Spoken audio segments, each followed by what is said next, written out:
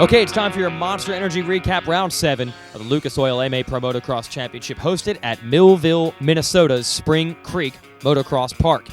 Let's go to the 450 class. That's the order they raced today. Moto number 1, Chad Reed, a good start, your series points leader, running the red plate on his Rockstar Makita Suzuki. But Josh Grant on the 33, Joe Gibbs Racing Toyota Yamaha on fire early. Gets around a couple of Honda riders, Andrew Short, Ivan Tedesco. And then early in lap 2, passes Reed, takes the lead. Reed would stay glued to Grant all the way throughout the moto. The fans at Millville were pumped, trying to see if Reed could get back around.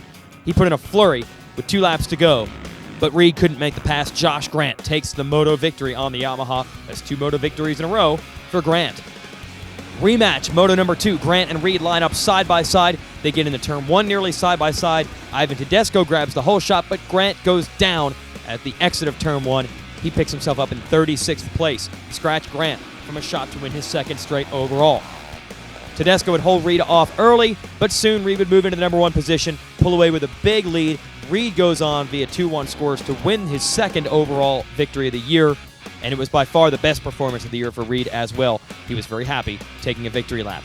Behind him, Tedesco went 5-2 in the 2 motos to take 2nd overall. His teammate Davey Millsaps came back from injury, ran 3rd early in Moto 1, then ran into mechanical troubles. Millsaps came back to get 3rd in Moto number 2. That was good enough for a top 10 overall. And then 3rd overall went to Michael Byrne. That's Reed's teammate. Byrne was solid and strong in both motos to finish 3rd, his first podium of the season. That's your 450 class. Let's move on to the 250s. The story, of course, the number 10, Minnesota's own Ryan Dungey, gets a good start in Moto number 1. He has the fast rookie 151 Justin Barsha right behind him. And then the 377 series points leader Christophe Pourcel.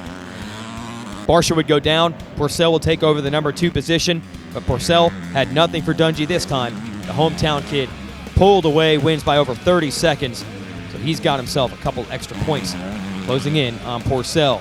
But Moto 2 would be different. Pourcel said he was going to change the bike settings. It paid off.